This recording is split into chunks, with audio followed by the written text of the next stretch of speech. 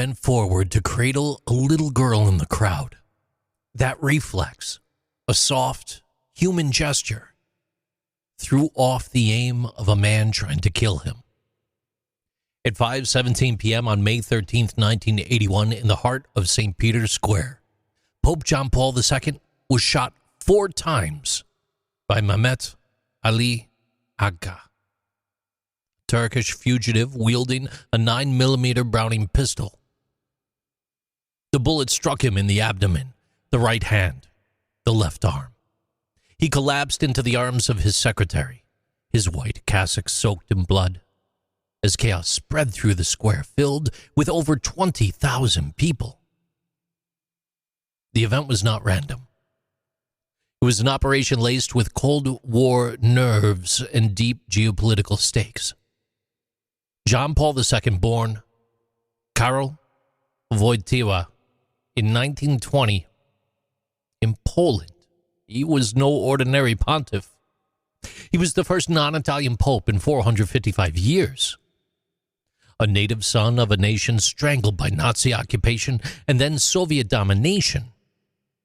He had walked past Gestapo barracks to attend clandestine seminary classes during World War II. By 1981, he had become more than a spiritual leader.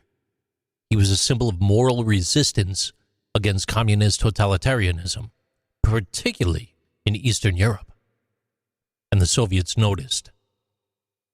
The Polish Solidarity movement, founded in 1980, had electrified the West and terrified the Kremlin. It was the first independent trade union in the Eastern Bloc, openly defying the communist regime. The Pope supported it, not with weapons, but with presence. His 1979 return to Poland drew over 13 million people, more than 1/3 of the country's population. And for many, it was the first time they saw someone speak without fear. The KGB saw it differently. They saw it as destabilization. Mehmet Ali Agca was no deranged loner. He had escaped from a Turkish military prison in late 1979 with the help from a far-right paramilitary group, the Grey Wolves. He had trained in weapons and explosives. He issued threats against the Pope months before the attack. And after his capture, his story, it was not slippery. He first claimed to be part of a broader plan, later changed the details, and then fell silent. Italian investigators led by Judge Ilario Martella began tracking the financial trail. They uncovered links between Agca and Bulgarian intelligence agents based in Rome. The names included Zelu Vasilev, a diplomatic attaché, and Sergei Atanov, a Bulgarian Airlines official. This became the infamous Bulgarian connection, a term that pointed towards Soviet involvement, though never confirmed beyond reasonable doubt. The logic, however, was hard to ignore. Moscow feared the Pope's influence would ignite anti-Soviet uprising in Poland, and then ripple outward. Eliminating him was not just strategic, it was preventative. And the date chosen for the attack, May 13th, it coincided with the anniversary of the apparitions at Fatima. This is where in Portugal, 3 children in 1917 had claimed to see the Virgin Mary. One prophecy had warned of an attack on a bishop in white.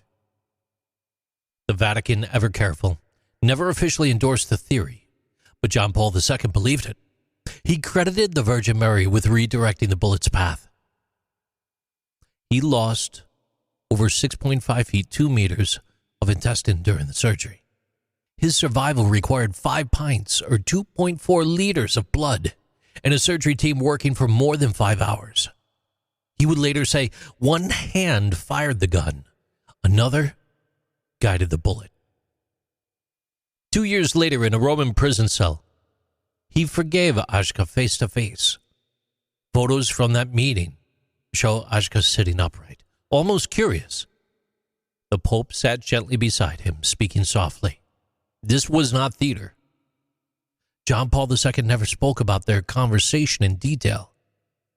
Agca over the years would give multiple contradictory accounts, including claiming to be Jesus himself.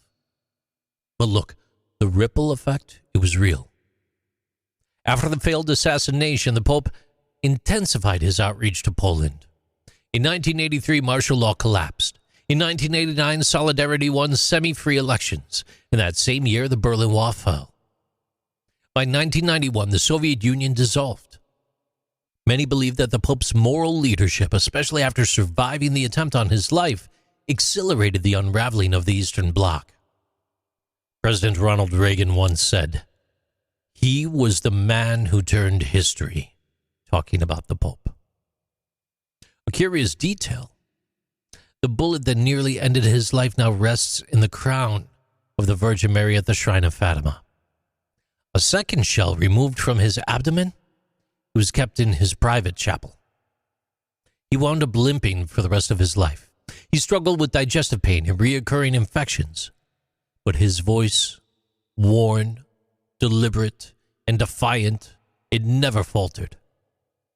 He would lead the church until 2005, traveling to 129 countries, logging more than 725,000 miles, 1.16 million kilometers around the world. That's more than 3 times the distance from the Earth to the moon. This wasn't just about faith. It was about what faith can do under pressure.